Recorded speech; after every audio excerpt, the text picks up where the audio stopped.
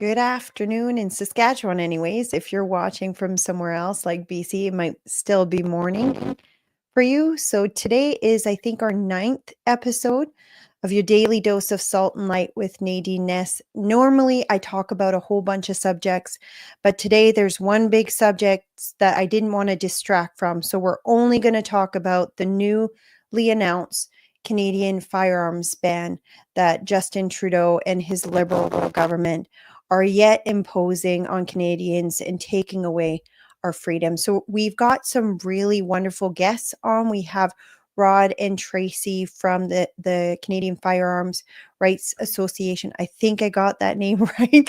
If I don't, I'm sure I'm going to hear a handful of that. I should have come prepared. Yeah, Canadian Coalition for Firearms Rights. I was close. Just this close. I probably should have memorized that before starting. But yeah, if you're watching me from Twitter, Facebook, YouTube, give a quick hi. I am going to share this into our group, Unified Grassroots, as well. So if you guys can be patient with me for 2 seconds while I get that started. And then we'll get started with our guest. We also have Marty up north who's going to be joining us shortly. I just sent him the link, so I'm not 100% sure when he's going to be coming on, but I'm going to do this quickly. I can only do so many things at once. But I really wanted the people from Unified Grassroots to get a chance to hear what our guests have to say, and then I'll get going. Here you go. I won't spend too much work on that. So first I'll get started as to what actually happened. So yesterday, the Trudeau government announced a new firearms ban. I have the example here, so I'm going to share that with you guys really quickly. So you just to catch you up to date. So they extended the list of prohibited firearms, assault style firearms, and moves forward on regulation changes to strengthen gun control. So they had done one way back when. Now they just added more to it. I know Rod and Tracey, it's Tracey. Gosh, I'm having a hard time. Tracey, yes, I got it right. I wanted to say Stacey, have talked about a lot of this on Twitter, but I'd rather you hear directly from them what they think. I haven't seen yet the response from Saskatchewan provincial government, what they're going to do to push back on this. But as they're sharing their experience, I'll bring up later on what Scott Moe was talking about before as to how they're going to push back some of the stuff that they've put in place. I don't know if they've since issued another release. I haven't heard from Danielle Smith. Maybe my listeners have, but we'll get started. We're going to bring all of them. It looks like Marty up north is in here as well. So I'm going to take away the screen here and I'm going to share. I'll add them all to the stage. Might as well all talk at the same time. So who would be the first one who wants to go and explain exactly what this means for us, how it's going to affect us, what you guys are doing to fight this? And I know there's other things happening as well. There's court cases that are happening too. So we have a lot to cover. So who wants to start first? Maybe Rod, because you're the CEO, or Well, sure. Well, there's a couple of things going on, right? That list was new.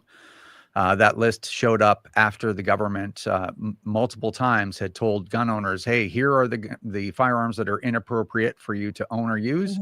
And you're more than welcome to buy other firearms that aren't on the list. And they've been doing the same routine since the early 90s. And then they come around after they figure people have spent enough money, in many people's cases, somewhere between $4,000 and $10,000, I think on average, if I were to pull a number out of the air. And then they just come around and ban those too, which they seem to think that doing that to people is funny. But nonetheless, it has to be opposed. And of course, we're going to oppose it vehemently. I guess the nearest term measure that we have is our landmark lawsuit, our $2.5 million lawsuit that we've conducted over the last 4 years against the government for their use of order and counsel.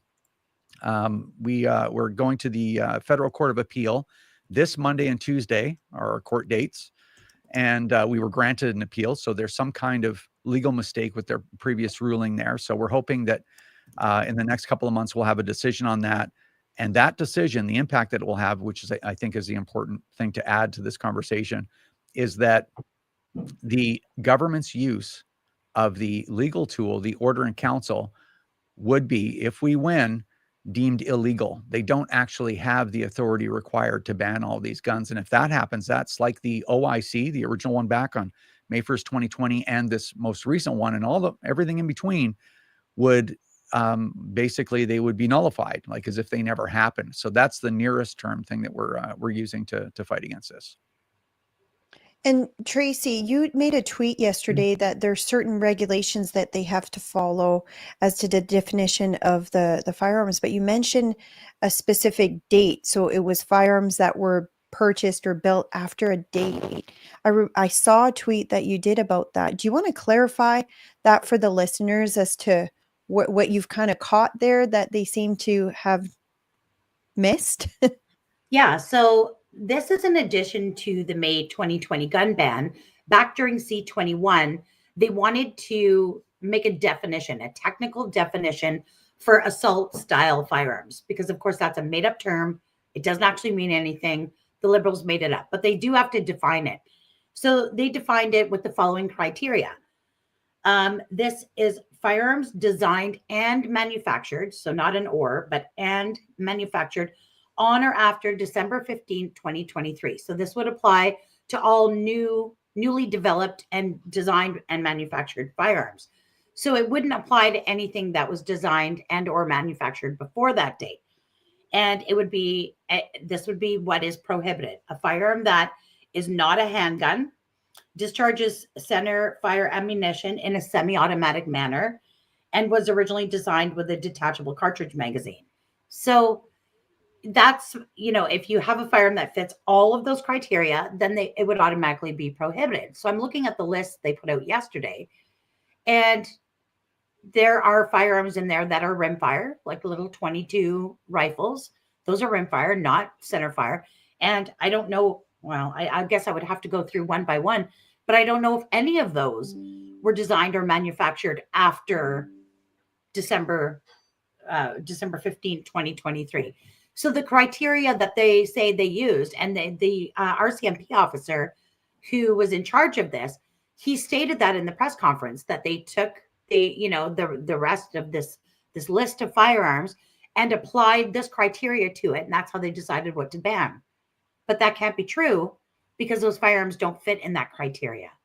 So I don't know. I don't know if it's a lie or a mistake or he misspoke or what, but yeah. So at this point, basically the Liberals are just flying by the seat of their pants, spending anything they want. So when people are asking me, well, what do I buy now? Because they banned all my stuff.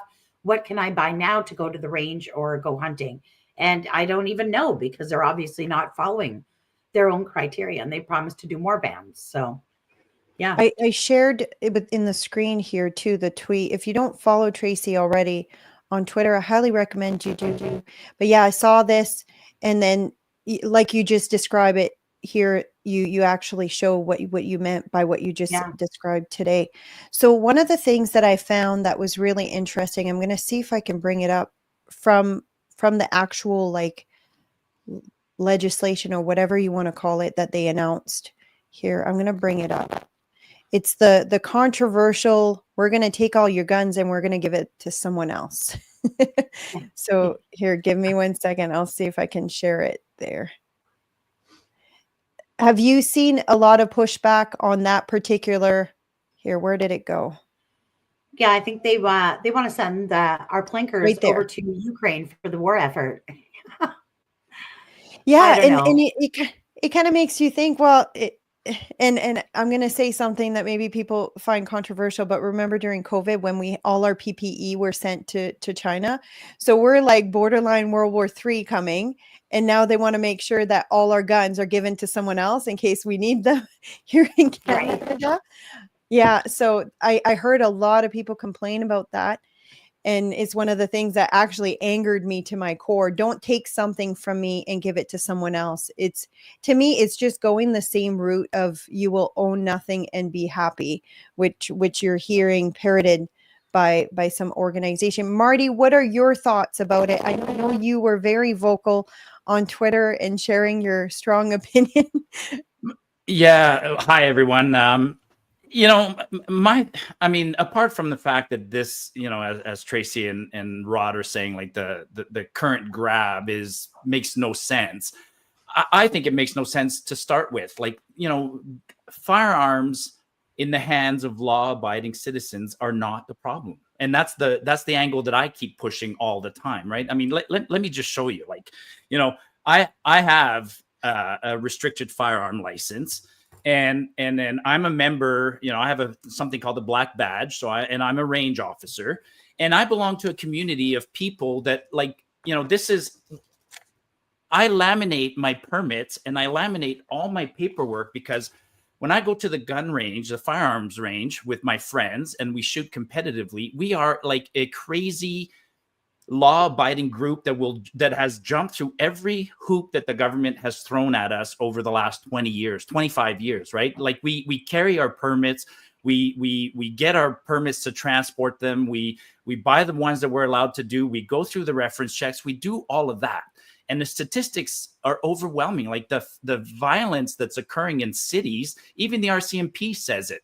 It's gang related. It's almost always gang related. And in their own reports, they report that the firearms used to commit crimes are almost never legally acquired.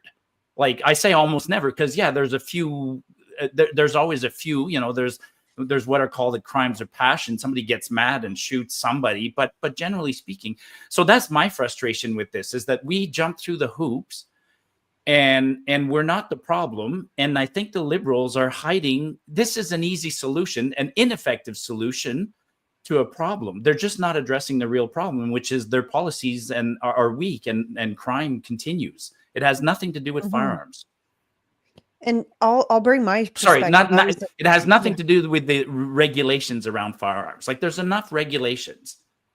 Yeah, it's this is clearly a political move, and then there's also the anniversary of the Polytech shooting too.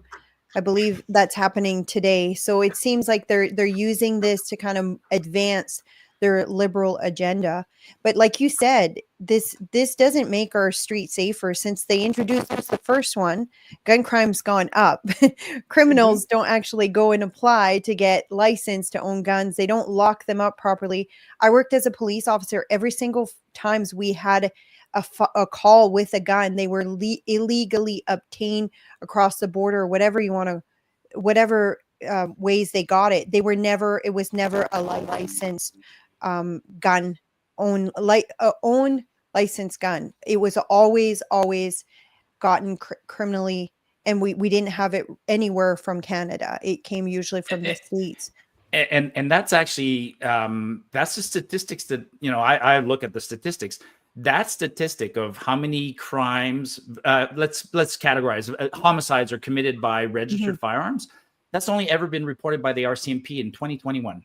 Of all the years that I've been looking at that report, 2021, they actually cross-referenced it and published the data, and it was a ridiculously low number. Like, don't quote me exactly, but of like the 200 homicides that year, 4 had registered firearms. They've never ever since, and that's one of the things also I want from our government. Show us the proof of why you're implementing a rule. You're like, what's the problem you're trying to solve, right? And then make us part of the solution. But like it, I sound like a broken record, but law-abiding firearms owners are not the problem.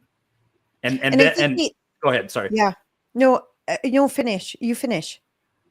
No. I mean, there's so much to talk about. Like, I wanted to, bring up what the most ridiculous part. Yeah, what we heard yesterday, that some of the firearms are going to get sent to Ukraine, and and in the same language, in the same sentence, Dominique LeBlanc will say something like, Ukraine needs to defend themselves. It's they're in trouble and they need firearms, and then they're disarming us. So what's going to Mhm. happen if somehow or other we need to defend ourselves? But it's a whole other story. It's like Tracey said, little 22s to Ukraine. My Lord, like what are we doing? It's insane. On that topic, actually, Mhm. I sent an email this morning to the ambassador to Ukraine, just curious if they support this plan by the Liberals, because one of two reasons, and I don't know if this is just some kind of weird virtue signaling, or if it's their way of saying, see, these really are weapons of war because we're sending them to a war. I think it's one of those two things. Or if we don't agree to it, if I don't agree with the government suddenly banning the stuff that I've owned for decades without issue, and I object to them forcibly confiscating it from me, then I'm anti-Ukraine, right? Like, I don't know if there's some kind of weird thing going on with that. So I'm just curious if the ambassador to Ukraine supports this or asked for it. So I've sent an email to them. I don't know that they'll respond to me, but we'll see. I don't know. I'm just as flabbergasted as everybody else. I mean, the stuff we're sending to Ukraine at this point is embarrassing. Like the Canadian forces finally, decommissioned the 1911s, the old 1911s that we had, and then they're, to me, they're historic. They're almost museum pieces. I wish they'd have sold them to us, and so we could keep them in collections. And we send them to Ukraine. We're sending them old equipment. Like it's the whole Ukraine thing. I agree, Tracey. It's just a smoke show. I think so too. Yeah. To guilt people into giving their guns, and to it's that whole shaming thing, right? If you don't do as we say, you're affecting someone else who's less fortunate than us. It's like that kind of brainwashing that you've seen from the Liberal government. I mean, and this show's not about Ukraine, but we're sending stuff to Ukraine that we should be outfitting our own people with equipment.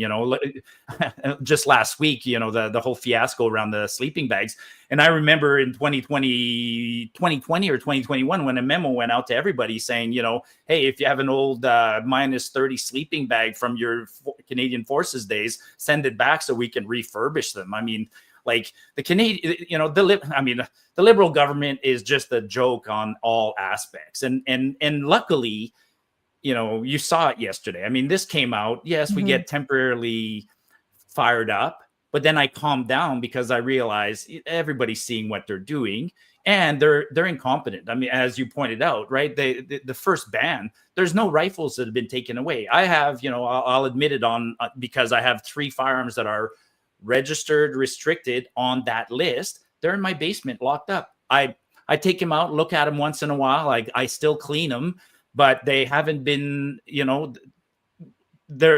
how I'm treating them is no different than the way I treated them prior to the ban.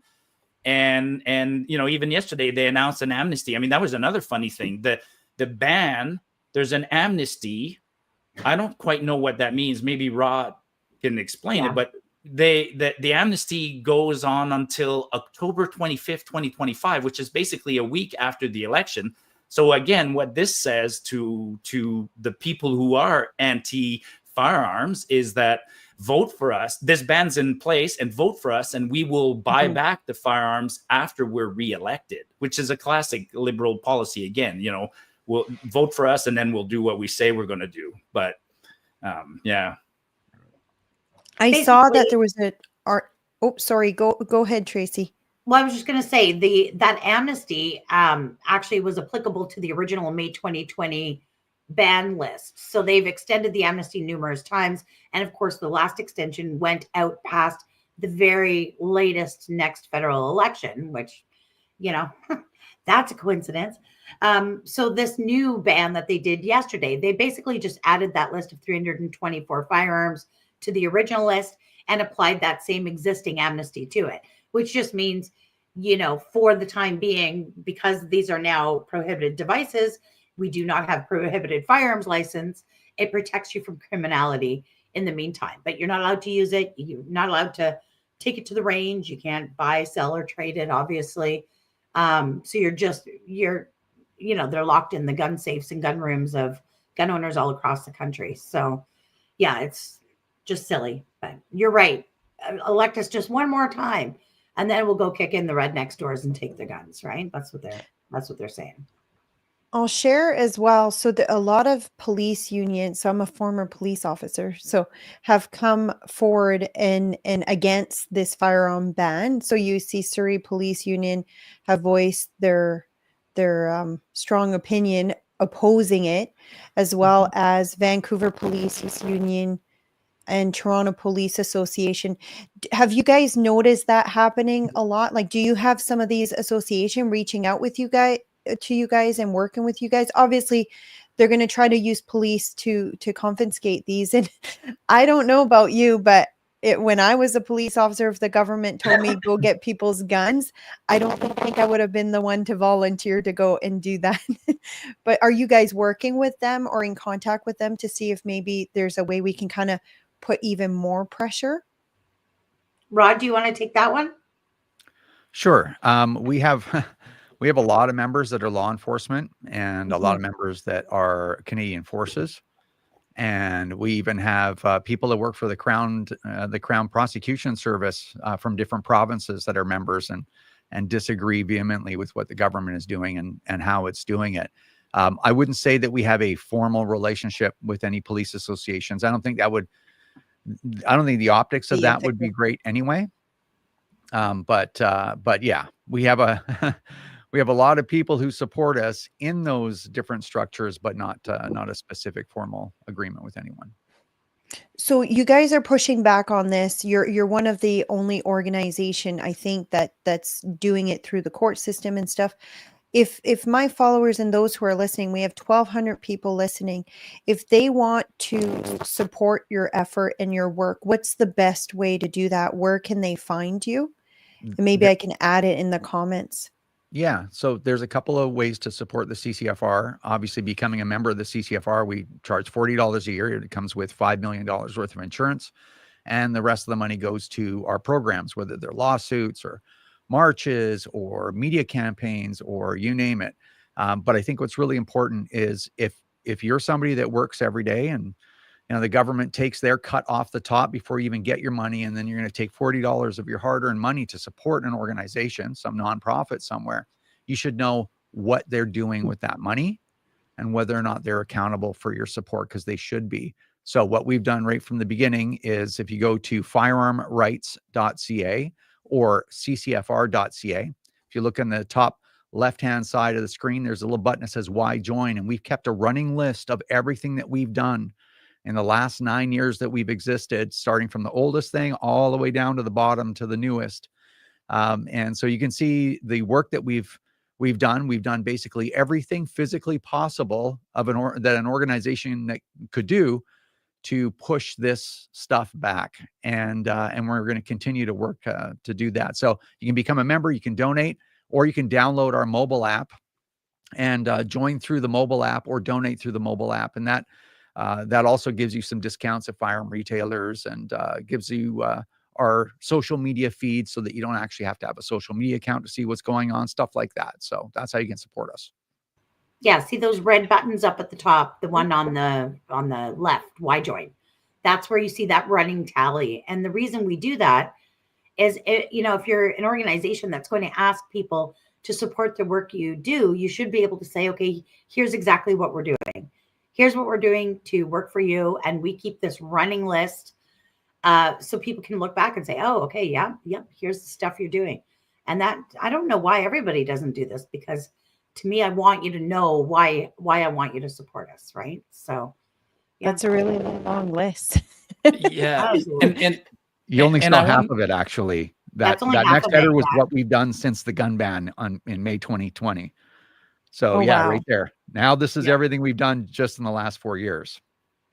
Wow. And I want to add something. Their work is super important for firearms owners, but it's important for property rights in this country, which is a topic it's definitely a topic here in Alberta, and it's a topic in a few other places. But Canada is a land. Our law is common law, so things that happen become precedents and then can lead to other things.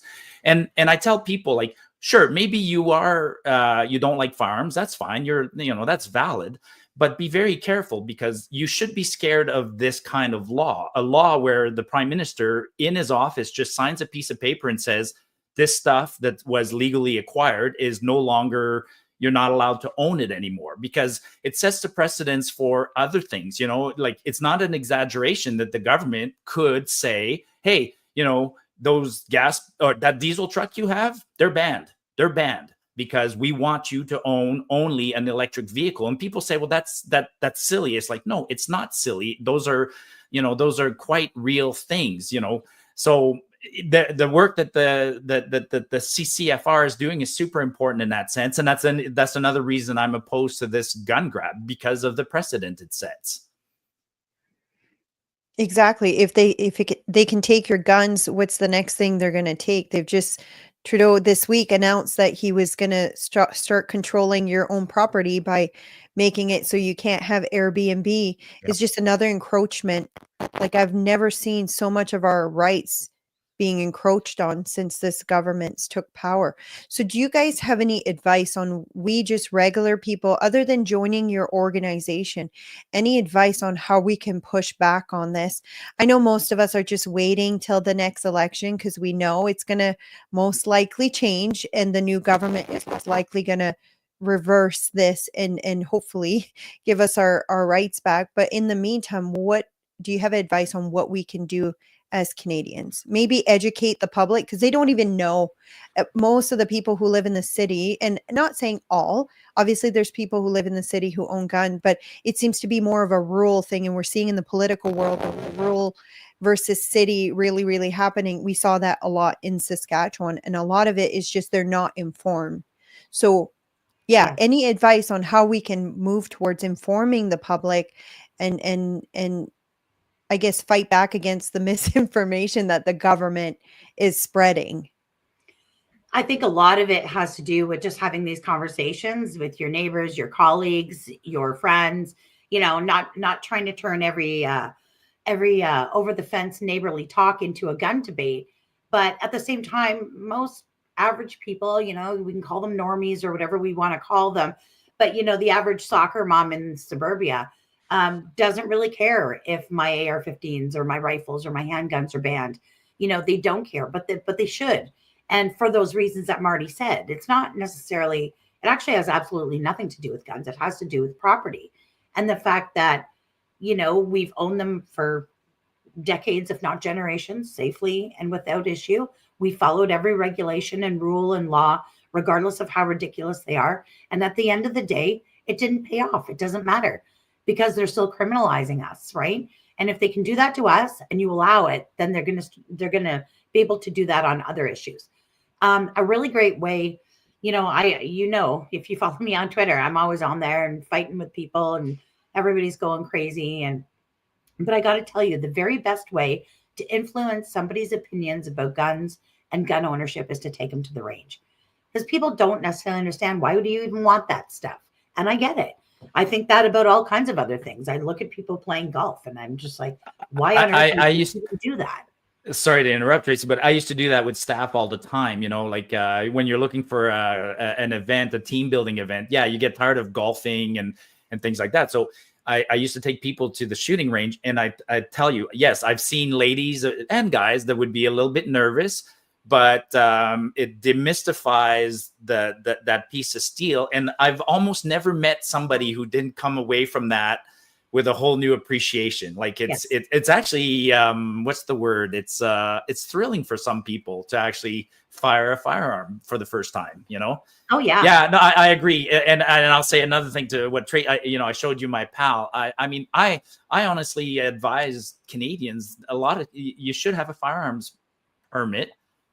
Even if you don't buy a firearm, because the more of us there are that have this, then the government will pay attention. I mean, there's 2.3 million people in Canada with a firearms permit. So I do find it fascinating that the government is still going after this segment, because it's a large segment that has a lot of influence, you know, as Rod and Tracey were saying. I mean, the firearm range that I belong to, the club I belong to, it's lawyers, it's police officers, it's veterans, it's everyday people. But it's surprising how entrenched the firearm culture is in our history. And on that thought, on that subject, I want to mention another weird thing about yesterday, right? When you listen to Dominique LeBlanc explain the ban, he excluded a group. He's like, unless you're treaty or native and you're protected under Charter Section 8 or whatever, the ban doesn't apply to you. Or I didn't hear the rest. I imagine it'll apply eventually. But even in implementing a rule like this, the government goes out and discriminates. It's like that there in and of itself is a violation. You can't pass a law that only applies to a certain group of people and not to everybody broadly. So, Rod, I don't know if that's another avenue for you guys to challenge, but that's well, I can speak to that. Yeah. So please, yeah. That's part of UNDRIP. So they are obligated under UNDRIP to run everything through an Indigenous lens. So what the exemption is if you are an Indigenous hunter or a sustenance hunter, and that doesn't mean, like my hubby said, well, I'm a sustenance hunter. I go out and shoot deer and we eat them. No, that's an actual designation through the ministry. You have to go and apply for it, whatever. But if you fall under either one of those, and you used your freshly banned firearm for hunting, you are permitted to continue using it for hunting until you find an appropriate replacement. So they actually don't have a choice but to do that under Section 35 Indigenous rights. It's part of UNDRIP. They're obligated to do that. So, it does seem unfair. And I've seen a lot of people say that, and I'm not saying it is fair, but they have no choice but to allow that. So it's two groups that would have a temporary exemption. And, until you can find a reasonable replacement, which of course would also be open to interpretation. But yeah, stupid. Is that something that you guys are thinking you could take to court maybe later on if somebody says, well, my neighbor has it, I'm a hunter, where you guys could challenge it in court, or is it not really? Well, we're challenging the whole thing. I mean, the people are asking me, do we need to have a new court challenge now after what happened yesterday? And we don't, because what they've done is taken the ban from yesterday and just slapped it in together with the original ban. And that's what we're in court fighting. So should we win our appeal, which of course I'm going to pray really hard that happens, but should we win our appeal, then it would also apply to everything they banned yesterday. And aside from that, the whole question is like, you can nitpick the small parts of it, but the point that we want to make is, I think in our opinion, or at least in my opinion, I think that it is an illegal use of an OIC. An order in council is similar to like an executive order in the States. And it's meant for things like implementing measures within legislation that had already received royal assent, or for clerical errors, or, fixing little things. It's not meant to do big sweeping things like this. And people are saying, well, what's the difference? Well, the difference is if you want to do something through legislation, it follows the regular parliamentary process where you craft up a bill, you bring it, they debate it on the floor of the House of Commons. You've got the MPs there who can ask questions. They usually send it to committee for study. They'll hear from experts from both sides of the issue. And, that's how normal legislation is done. At the end of the day, it follows that same route through the Senate and then goes to a vote. Well, using an OIC completely subverts the entire democratic process. There's no debate. There's no expert witnesses. You have nothing to say. There's no voting. It's just, this is what we're doing, and that's it.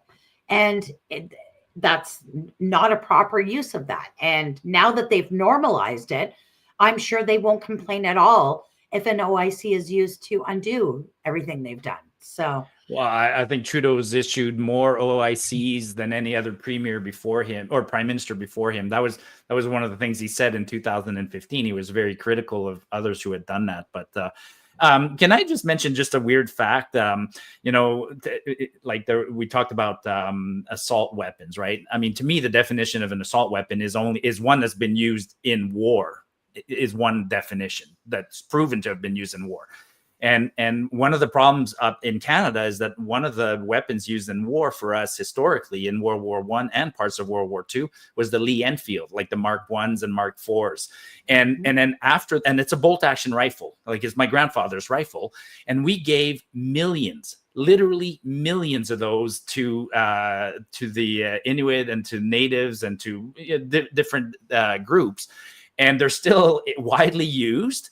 And that and they're weirdly chambered because they hold 8 rounds in a non-detachable, well, in a detachable magazine in some cases. But and that was one of the problems that the government had with all these different orders, is that in passing some of these laws, they were de facto banning one of the most popular rifles used by natives and it happens to be an assault weapon. It's so weird and so convoluted what we do in this country. So weird.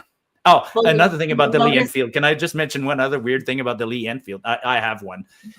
We couldn't register them. That was another fiasco. When the government passed their laws way back when in 95, the long gun registry, the Lee Enfields were manufactured with only 5-digit serial numbers. So they would get to 9999 and then they would start again.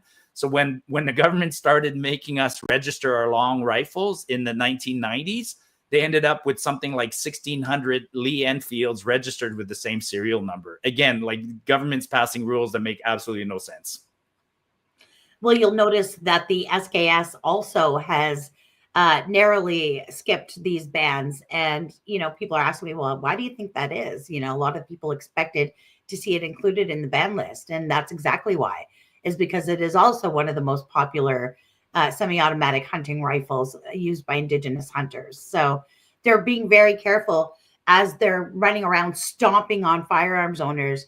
They're being careful to sidestep some of the more sensitive issues that they're facing, right? Yeah. I didn't know that. Actually, I haven't had a chance to go through the whole list. I was going to look for the SKS, so it didn't make the list. I wanted to talk about another quick thing, though.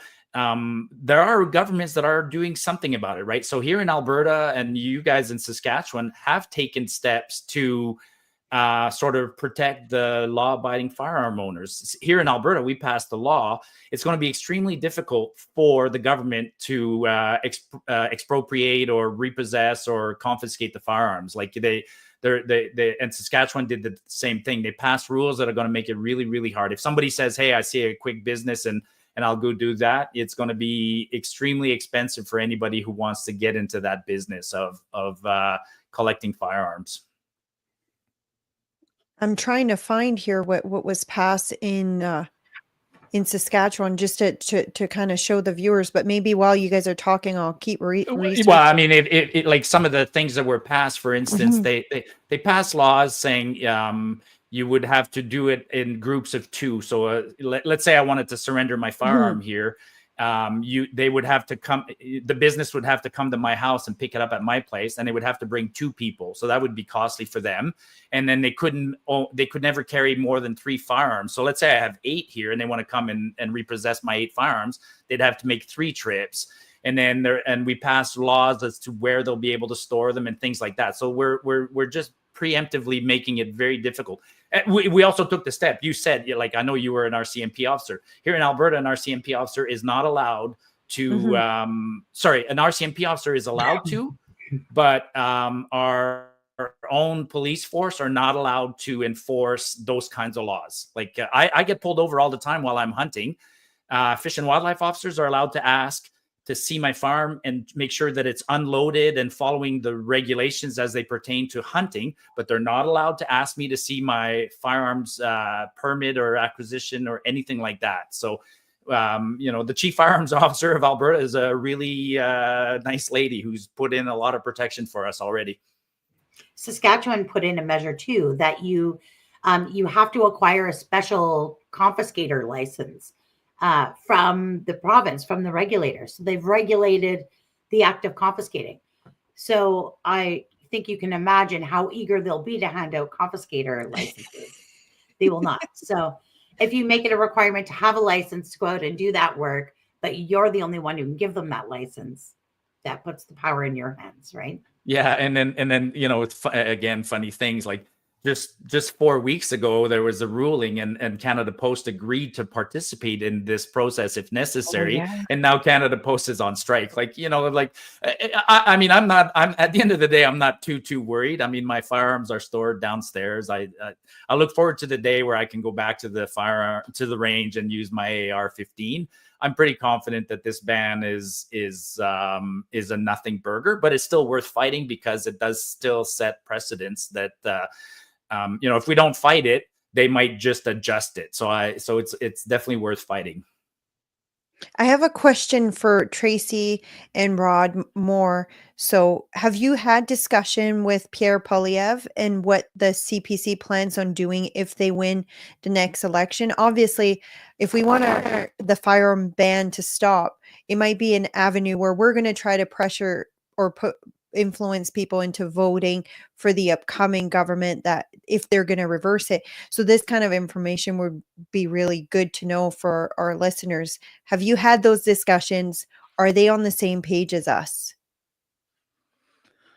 Well, I guess Or I'll can you jump in talk on that about it? one. Yeah. So yes, and the Conservative Party of Canada have promised, like Poilievre himself has promised in full view of the public and the media several times, that he's going to reverse, and that's a quote, all the bans. So they've made a very public commitment to do that. And the reason why that's significant is, in the past, we've had problems with conservative governments promising something and then actually not following through, especially as it applies to firearms. And there's been some great things, like the ending of the long gun registry. I don't think people realize what a big deal that was, because the government lost records. Well, they're supposed to have lost records on 7.5 million firearms.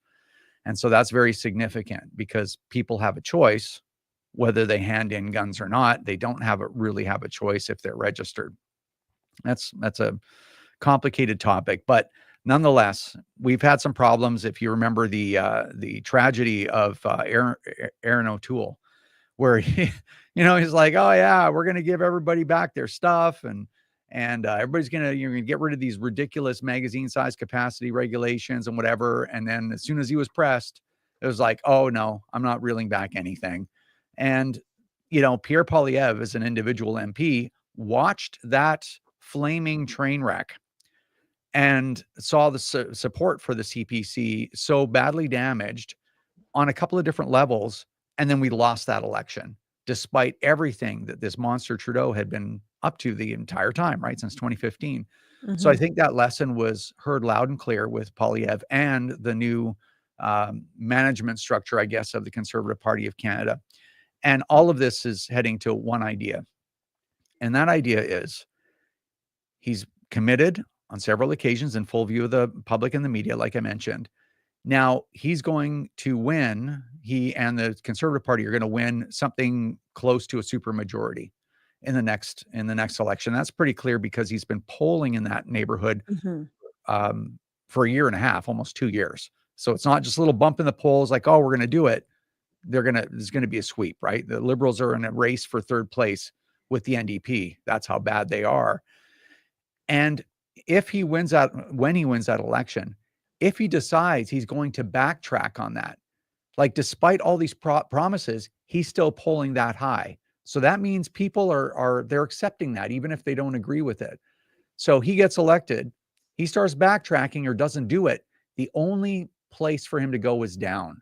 He will only lose support. He will only erode his support if he fails to do these things as promised. And then plus, if he breaks his promises too, I mean, this is a different time than it was in 2015 or even in 2020. People are sick and tired of being lied to their face and gaslighted. So, oh, I'm going to promise you the world. Oh yeah, I'm not doing any of those things. What are you going to do about it? This is a different political time. Even if you look at what happened in the United States, people are so sick and tired of it. And thank goodness. So when they get into office, I believe really Pierre has a choice. Follow through on your promises to the letter, or Canadians across the country, many people, and I will put myself in this group, will lose all of their faith in the political system. Like they will lose faith that there is any political solution to injustice or getting our country back on track. And when that happens, when rational, reasonable, regular people, patient people like me go, the system is completely destroyed, there is no political solution to any of these problems, that is going to represent such a huge problem. That's destabilizing. So I think Pierre and the CP and the leaders in the CPC really understand that. So I'm quite confident that they're going to do what they've promised, because there's no benefit to not doing it. I'm with you on that one, Rod. I always hear that from people that, you know, Mhm. the conservatives are just another wing, the two wings on the same bird, right? And I'm still in that naive camp that says they're different, but I'm with you. If Pierre does not do something, like it doesn't hold to one of his promises, he would lose my support. Absolutely. You were making me think of something else when you were talking. While It'll you come back. Yeah. I wanted while to you add remember, something. oh, go ahead. Yeah, I kind of wanted to add something to that too. You know, we've heard over the years, I've been a gun owner for probably almost 30 years now, you know, and I've heard gun groups say, well, we're going to hold them to account for their promises or hold their feet to the fire. And honestly, that is so rhetorical. I hate when people talk like that because it's bullshit. You're not going to do any of that. But what I think we should do, and what we're going to do as the CCFR, is there are things that we can do to help influence those things that we want, right? We want this stuff reversed. We just want things to go back to normal. Maybe we want a little bit more than that, but we can talk about that down the road. But what we want to do is make it so it's not so politically risky for them to not do it. So, you know, we don't want to get O'Tooled. We don't want somebody to have a little bit of pressure on them and then change their mind. So we're a big organization. Well, we're a small organization, but we're well supported. We've got lots of help. And I think gun owners are particularly motivated. So we can run campaigns alongside them, mitigate some of that political risk, make it so that it's not, you know, nobody wants to be a one-term government, right? Nobody wants Pierre doesn't want to come in, be a prime minister for 4 years and then get his butt kicked, right? And so that's why he would be shying away from wanting to do things, right? Is worried about what is going to be the political fallout of that. So if we can mitigate some of that risk and help them and make it more palatable to the normies, then that's exactly what we're going to do. And that's far more effective than just going in there and pounding our fist on the desk and saying, you're going to do this or else. You know, to be perfectly honest, nobody's in a position to do that. So, yeah. And what you're describing is like government is downstream from society. So if society is demanding all these changes, governments are more likely to do it. And you're talking also about the Overton window. So we, as everyday people, can start educating the public on what these guns are, what they're being used for, the actual stats. Like Marty, the stat that you gave, like that would be a stat that we should demand that government has those stats every single year, so we can dispel the lie that law-abiding gun owners are the problem. So, Rod, when you were talking just earlier, you mentioned something about pressure from the US. There's been a lot of discussion this week about annexing Canada, a lot of people cheering it on, a lot of people coming against it. It's been like this divisive issue, but I've even noticed yesterday conservatives like big conservative namesake Canada, we're coming to help you to stop this. They're very pro firearms. How do you think that affects the landscape in Canada when it comes to being pro versus not pro firearms? And do you think maybe this gun grab is the federal government or the Liberal government who plans to stay in power forever, maybe being a bit afraid that Canadians have guns and if the Americans come, we might side with them? Or do you think that has nothing to do with it? It's just coincidence? Well, the whole thing was a joke. Donald Trump is a a hobby comedian, and he's ribbing our effeminate prime minister. As he's sitting at the and kudos to Donald Trump for letting Trudeau sit at the adult table, because I would imagine that when the cameras were off, he's like, sit at the kiddie table for the next hour and think about what you've done. But anyway, that's just me. But the reason why I mentioned the United States is really the culture shift. And this is, I actually, oddly enough, recently I've been talking more about the change in the type of messaging that we've been putting out at the CCFR because of the changing cultural landscape. So I'm going to try not to be too long-winded because I don't have too much more time, but this is really interesting. When we started the CCFR, our messaging was very, very tight, and we had to, my vision was like, we need to be relatable to everybody in our society. So it was really, really disciplined, as much as you can be disciplined with some people that work at the CCFR. But eek. Anyway, because in those days, so I'm talking like 2015, 2016, 2018, right? Cancel culture could actually exert real pressure. It could actually truly damage your business or your organization or you as an individual. And we're at a point where we've seen like, okay, well, this is what happens when you relent to people that use that strategy, which is what the entire Liberal Party of Canada is built on, and the NDP and the Bloc for that matter, just rhetoric, right? People are rejecting it. They're like, you know what? I don't care. I use the F word. I don't care. I have an opinion that's different from yours. And I'm not like, because we tried it, it didn't work. We've ended up with the world the way it is now, which is an absolute mess. In my opinion, it's really in a kind of a slow motion collapse. And people are rejecting that. And they're starting to say, no, I don't care. Immigration, for example. Yes, Canada has too much immigration. And go ahead and call me whatever you want. It's a demonstrable fact. Yes, all of your gun control resulted in precisely more violence. The data is there. I don't have to appease you emotionally anymore. So the reason, I know it's a bit of a long-winded explanation, but the reason why I talked about the United States is if you look at even the first Trump administration versus what they're promising now and the determination that they have, like we are rewriting the entire, infrastructure of the United States because it needs to be done and it has to be done or we're going to be in collapse.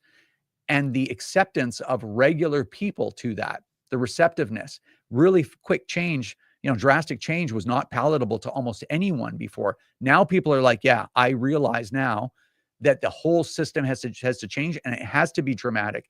And you have to let 40,000 public servants go. It's not a choice.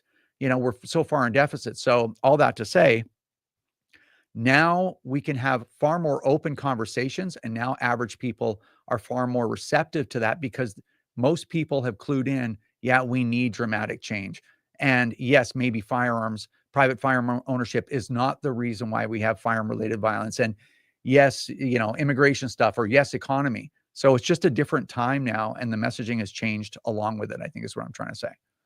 Yeah. No, a good point. Well said. And along with that, the other thing I think, Canadians are realizing there are big problems, and in the grand scheme of things, firearms are not a problem, right? Canadians are saying that to the government, like we're taxed to death. We can't afford groceries. We, get to work on the real problems, not this periphery stuff. So, yeah. Speaking of taxes, Rod, Tracey, have you guys done the numbers, or do you know an estimate of the numbers that this entire clown show would cost the taxpayers? Well, for the gun ban, there's estimates upwards of $6 to $8 billion. And it's funny, I was thinking about that today because somebody said to me, well, I don't care if they ban your guns, like the government's going to compensate you for that. And I'm like, so the government doesn't actually have any money. The government's using your money, and they're using the debt that your children and grandchildren are going to pay. So you're actually paying for it. You and your family are going to pay for it. Now, imagine if Trudeau had the opportunity or had made the decision to take those billions of dollars that he's going to waste on a gun ban and instead invest that in the border. There's technology, big scanners you can drive the trucks and cars through. Not only would he be able to catch illicit firearms, he'd be able to catch drugs that are getting smuggled one way or the other, human trafficking.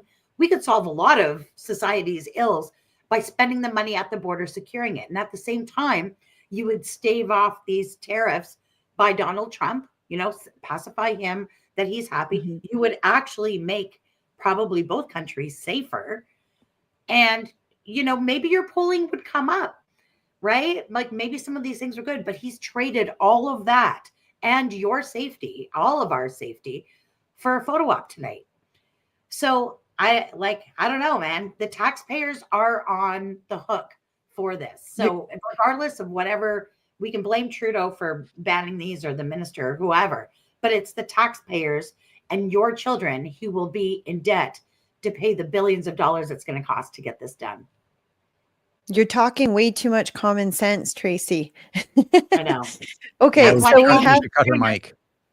I should cut her mic. We can't be having that in Canada. Okay, so we have about 5 minutes left. Do you guys have any final points? We'll start with you, Rod. Any final points that you want to kind of put out there so that our listeners know what they can do next, or you've already talked about how they can join your organization, but any final thoughts that you have? Yeah, you have to take elections seriously. Like, elections are dead serious, and now more than ever.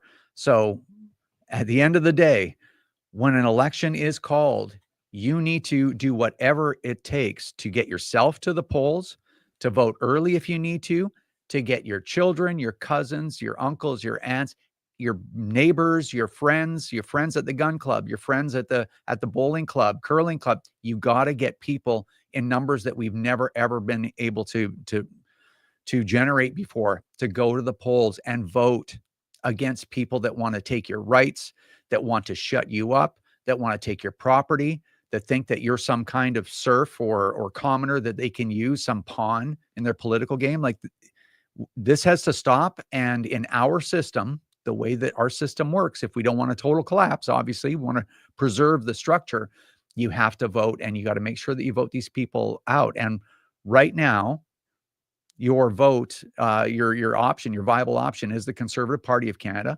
I'm not happy about that. It is what it is.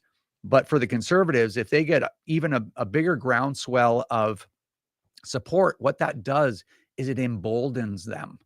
They're like, this is working. This is what people want. And if we give them what they want, we can stay in power for longer, because that's the only thing that really matters to most of them. So elections are dead serious. You cannot stay home, and you can't let anyone else stay home in the next election. It's your last chance. And Rod, I'm going to add to that, because there's more than one election that occurs. When people think elections, they think the general federal elections. But there's an election that your vote counts even more, and that would be nomination elections, that people don't even know what that is. So when you're choosing a candidate to represent a party, if you have a party membership, you can vote in that nomination election. If we were to put together all the firearms owner, we could basically handpick every single MP in every riding, whether it's the Liberal Party or the Conservative Party. Most elections are won by about 1,000 to 2,000 votes at the nomination election. If we were to really organize, and if you are listening to this and you didn't even know, I bet you only about 1% of our listeners have actually voted, maybe a little bit more, because this seems to be the more awake kind. But most people have never voted in a nomination election. And you're wondering why there's these candidates that are representing areas that have nothing to do with the regular everyday people. It's because they represent the small minority of people who show up to vote in the nomination election. And if you don't know what that is, search it up. It's one of the things we've done as an organization, is to educate people, get involved, not just at the general election, at the nomination election, get a party membership. Your area might even be Liberal. If you're more likely to be Liberal, you might be more beneficial to buy a Liberal Party membership and run a candidate for the Liberal parties who's pro firearms. I'm just saying. I'm not saying go out there and get a Liberal Party membership, but we have the numbers. If we were to do this, we could actually influence the most amount of change in the matter of one election. And if you have an MP that you don't like, you can boot them. So any Liberal MPs right now, you could technically challenge them and boot them. Conservatives a little bit different, because they have to not be in power if you want to challenge it. But most of the Conservatives anyways are on the same page. But I'm glad you brought that up. I just wanted to add that information in there for the listeners, because they might not even know that this is an opportunity where some nomination election are won by 200 people. Like most are about 1,000, but some of them, it's about 200 people. And I would highly recommend you look into that in your area. So Tracey, what are your final words? Well, just to add and build on what you guys are talking about, I've actually developed this plan called Project Infiltration, and I infiltrate everything. So, as a gun owner and just a typical, maybe, centered or right-leaning person, my whole life, I just want to be left alone. That's what I wanted. But apparently that's not possible. So these people keep meddling in my life. And so I've decided that I'm going to infiltrate everything. So I've infiltrated my local conservative EDA. I've infiltrated the BIA. I've infiltrated all the mummy Facebook groups. I've infiltrated everything, and I disseminate all my information in there, and I invite them to ladies range days, and I promote National Range Day. And next thing you know, I'm speaking at all these community events and everything else. And these people would never otherwise have any exposure to the topic of firearms, to maybe going to the range, or even just having that political debate. So yeah, infiltrate everything you can. I think we were taught wrongly to keep your head down, be quiet, don't talk about your hobby, don't wear gun shirts, don't put gun stickers on your car. That was a tragic mistake, and it's exactly why we are where we are now. So I take the opposite approach. If my bank teller asks me how my day is, she's in for it. We are going to have a 20-minute debate about firearms right here while I'm doing my my transactions. So yeah, I talk about it everywhere I go, and it works. And yeah. And don't forget, your vote can also grow. Rod and I discussed this this tactic that I use. So, you know, my husband and I are two people, so we've got our 2 votes. Well, he's got 3 adult children, and I've got 2. Some of those adult children also have spouses. So now when you build it out, you know, my house is about 12 votes. So if you can build on that, talk to your neighbors, talk to your friends, you know, on election day and leading up to election day, all these kids here and their spouses are going to be hearing from us, and everybody's going to vote. So now I've taken my vote and grown it to 12, and everybody can do that. So yeah, infiltrate everyone. Exactly. Tracey, I've taken infiltrating to a whole new level. I have costumes, right? People who follow me online know that I go to, I have memberships in the different parties. I go to their meetings and stuff like that, and I dress like when I go to NDP events, I dress like an NDPer. But the reason yes, we're all on the same page, right? The reason infiltration is another word for engaging people, right? I engage people. Luckily, I have a large platform. I engage people online here, but I engage in real life all the time, and that's what we mentioned that, like, just talk to your neighbors, get them to just have small discussions whenever possible, and just, you know, that's what I do. That if you need ammunition, no pun intended, if you need facts or data, come to my site, even ask me if you have to, and then arm yourself with some facts, and then go talk to people. You know, take the emotions out of it and present it with facts, and have lots of discussions. And thank you for inviting us. I mean, I spend days, and as do Rod and Tracey. Like, you know, it is what it is. We just talk and influence that way. Yes. So thank you so much for coming on my show. I realized I didn't really introduce you guys. I didn't do a good job as a host to do a full introduction. This is like actually my first time with using StreamYard, where I've actually had guests live on air. So I'm glad it's actually worked much better than I thought it was going to go, if I'm completely honest. So thank you so much for joining us, for sharing your thoughts and having this important discussion. So I'll just do a quick summary. Get informed, get involved, and spread what you know to others. Spread it to your neighbors, to your friends. Start talking about this. Be unashamed about being pro-gun ownership. And I wanted to say one last thing. They want us to believe we're the minority.